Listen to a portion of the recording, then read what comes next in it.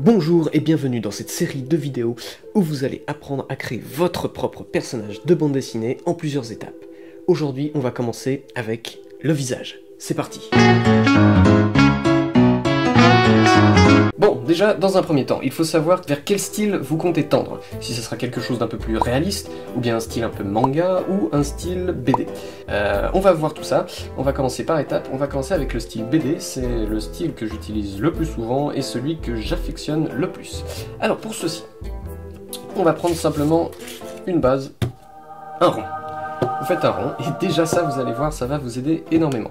Petit aparté, cette série de vidéos est plus dédiée aux débutants qui veulent créer leur personnage de A à Z. Ceux qui sont plus perfectionnés dans le domaine du dessin peuvent trouver d'autres tutos que ceux-ci. Bref, on reprend, fin de l'aparté. Ensuite, vous allez faire une croix au crayon de papier, comme ceci, au milieu de votre visage. Alors, le trait ici sera pas pile au milieu de ce trait-là, et un petit peu plus haut. Voilà. Et je précise qu'il faut le faire au crayon de papier, tout simplement parce que c'est des traits qui vous aideront, mais qui ne feront pas partie du dessin. Il faudra les gommer plus tard. D'ailleurs, ces traits-là ne sont pas nécessaires. C'est simplement que c'est une aide plutôt pratique. Je vous montre pourquoi. Juste en dessous de ce trait, il y aura les oreilles. Ici, à l'intersection, il y aura le nez. Environ un peu au-dessus, là, voilà, vers là, il y aura les yeux. Donc là, après, vous faites un peu ce que vous voulez en fonction de votre style. Vous pouvez rapprocher un peu plus les yeux, ils peuvent être carrément ici. Ça peut le faire, voilà, il n'y a pas vraiment de règle spéciale pour ça. Et c'est pareil, ici, là, dans cette zone-là, il y aura la bouche. Vous pouvez la mettre plus en dessous du nez, mais je conseille quand même de garder un espace entre la bouche et le nez. Voilà. Bon, alors maintenant, vous allez me dire, il faut les mettre, ces fameux yeux, ces oreilles, ce nez, la bouche, et puis peut-être même des cheveux, parce qu'il n'est pas forcément chauve, votre personnage. Et pour tout ça, comment est-ce qu'il faut faire? Eh ben, vous êtes complètement libre.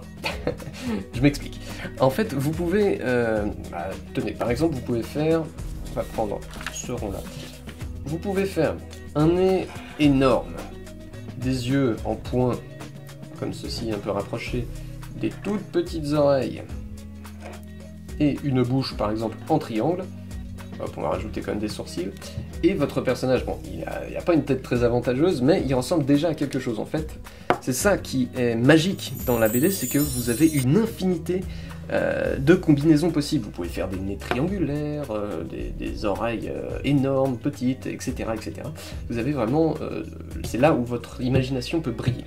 Pour représenter une émotion, le visage doit suivre cette émotion dans le moindre de ses traits. Par exemple, si votre personnage est un peu fourbe, eh bien, il aura peut-être un visage un peu coupé à la serpe, vous voyez, un peu triangulaire. Le triangulaire représente bien ce côté un peu sournois, vous voyez. Par exemple, hop, des yeux un peu courbés font déjà des yeux un peu louches, courbés, pas du tout, des yeux triangulaires. Un nez triangulaire, un sourire un peu en coin comme ça, vous voyez, hop. Votre visage, donc, doit être... Les traits de votre visage, pas doivent, c'est pas une obligation, mais disons que c'est pas mal si les traits du visage suivent l'émotion de votre personnage. Ça donne direct une information et ça permet de le rendre palpable et surtout identifiable directement pour le lecteur sans même avoir à ce qu'il parle. Voilà, donc par exemple un visage comme ça sera sournois, un visage un peu rondouillet, hop, on va lui rajouter des traits ronds, voilà, ça soulignera une émotion. Pour ça, ça veut dire qu'on peut changer la forme de votre visage, c'est pas obligé d'être un rond. Alors on va voir ça avec d'autres formes. On peut utiliser le carré, le triangle, l'ovale, le rond et des combinaisons de tout. On peut même faire une patate par exemple, hop, un visage comme ça. Voilà, donc on va les refaire devant vous, hop, le carré, l'ovale et le rond. Donc on va reprendre les traits de formation. Une petite croix, le trait toujours un peu plus haut.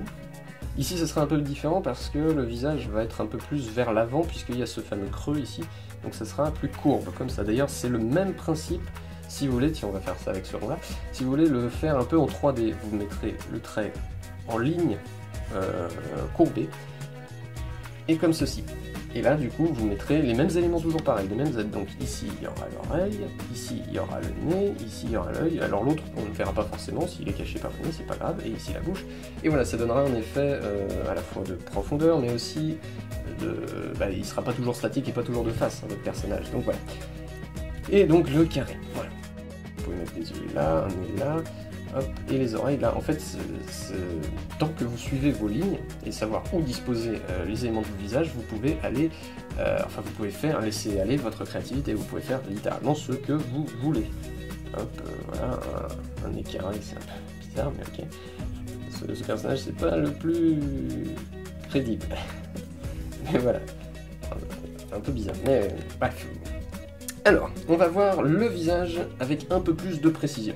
Maintenant que j'ai parlé de tous ces éléments, on va un peu décortiquer tout ça. Et donc pour ça, je vous donne rendez-vous pour la partie 2.